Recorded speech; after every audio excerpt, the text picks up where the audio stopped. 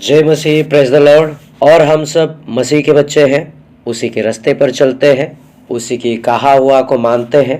हम सब संडे को चर्च जाते हैं, फ्राइडे को उपवास रखते हैं, बपतिस्मा लिए हुए हैं, वो भोज में भी हिस्सा लेते हैं और अपने अपने घरों में बैठ के प्रार्थना भी करते हैं। पर ये सारी चीज़ें तो फारिसी लोग भी करते थे और करते हैं, पर परमेश्वर कभी उन पर प्रसन्न नहीं हुए। परमेश्वर उनकी किए हुए कामों पर कभी खुश नहीं रहे प्रभु यीशु। तो ऐसा क्या करना चाहिए जिससे प्रभु यीशु खुश होगा, और ऐसा क्या करना चाहिए जो हम कहलाए कि सच में हम क्रिश्चियन हैं, सच में हम मसीह के बच्चे हैं।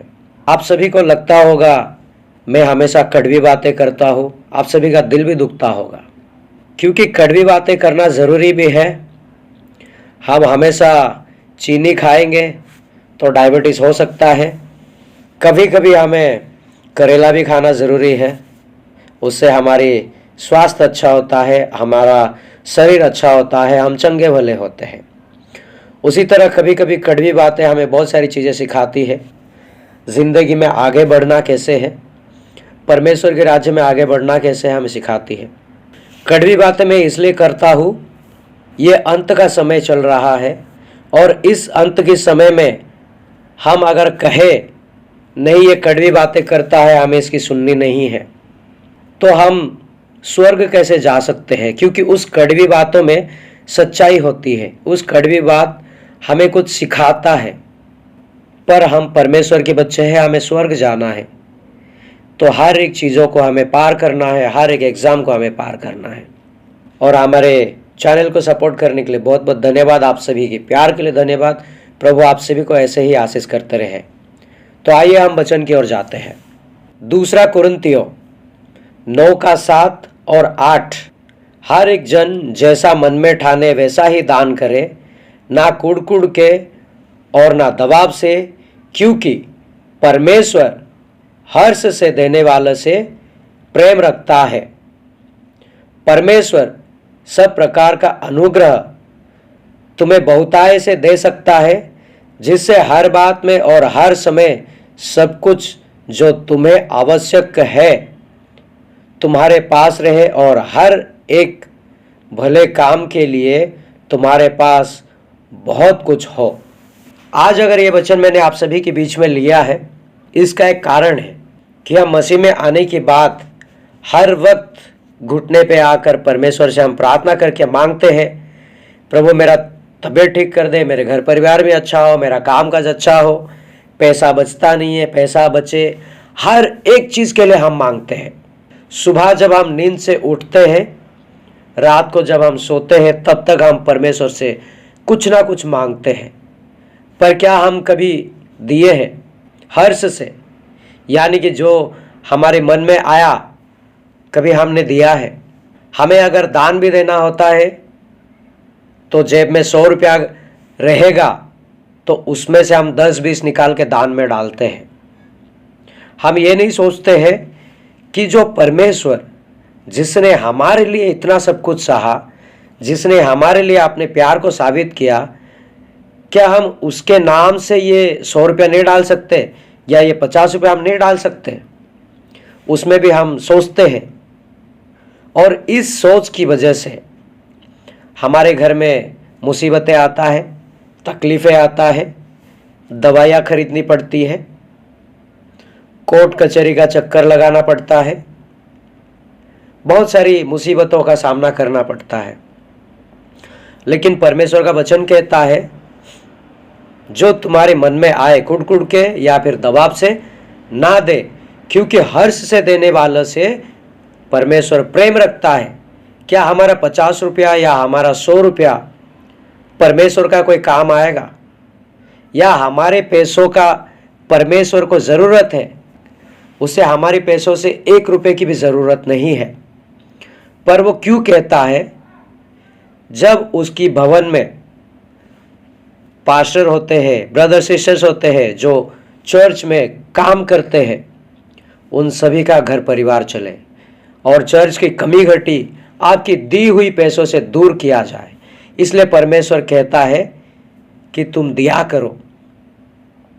और नीचे 8वां वचन में कहता है, परमेश्वर सब प्रकार का अनुग्रह तुम्हें बहुतायत से दे सकता है, जिससे हर बात में और हर समय सब कुछ जो तुम्हें आवश्यक हो तुम्हारे पास रहे, और हर एक भले काम के लिए तुम्हारा पास बहुत कुछ हो।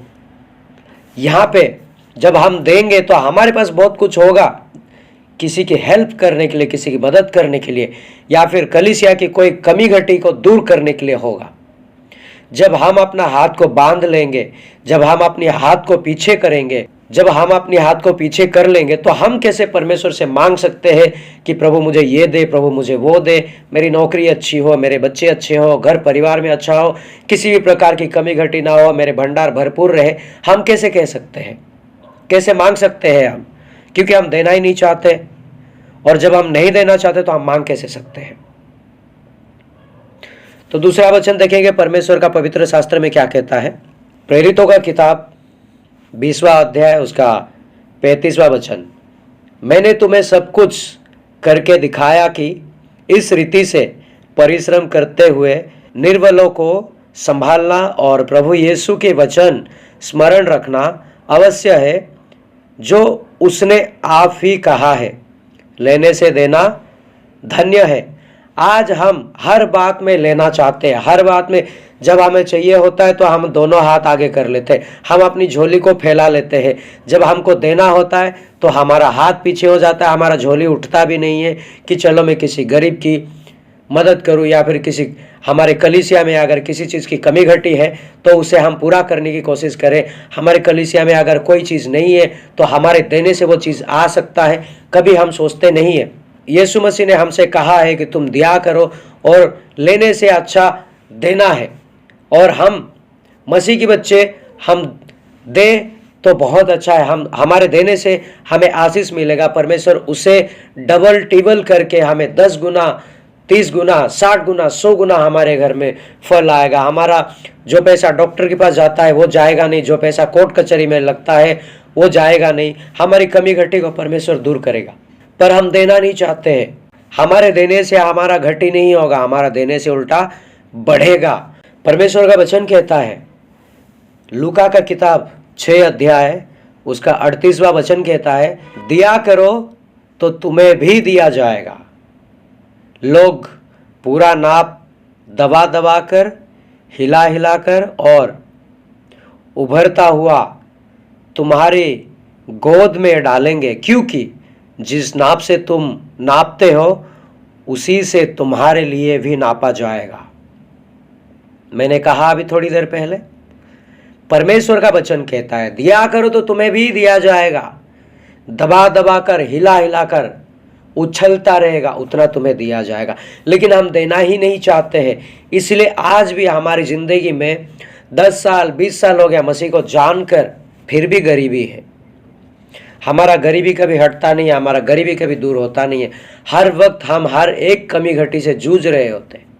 किसी का तबीयत खराब है, पैसा खत्म हो गया, नौकरी ठीक ठाक नहीं चलती, दवाई का खर्चा, घर में राशन पानी की तकलीफ, अगर कोई रेंट पे रहता है उसका घर का रेंट देने के लिए पैसे टाइम पे नहीं होता, क्योंकि हम देना नहीं चाहते हैं।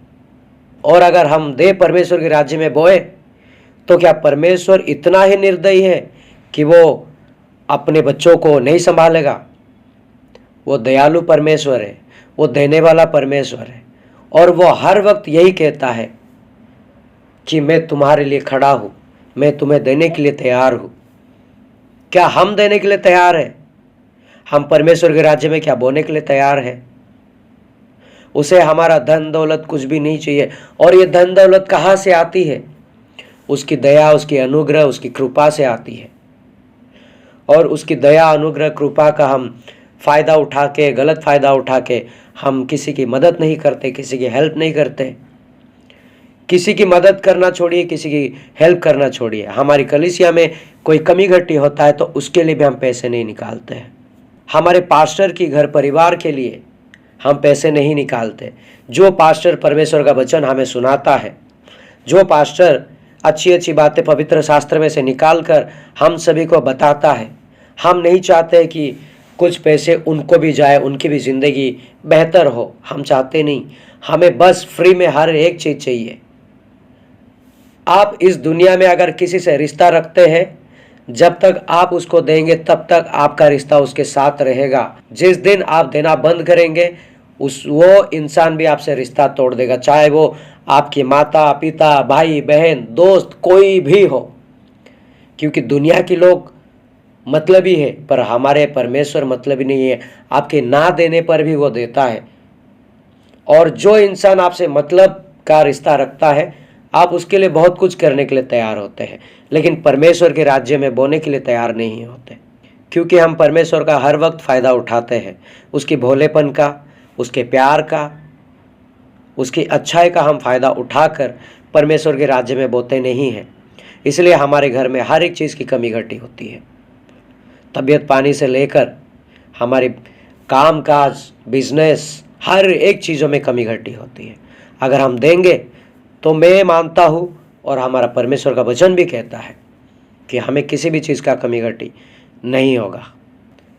और ये वचन बहुत ज़्यादा, इसे हम 3-4 पार्ट्स में बनाएंगे और आप सभी पार्ट्स को देखना, आप सभी के बीच में पेश किया जाएगा, यूट्यूब पे अपलोड किया जाएगा।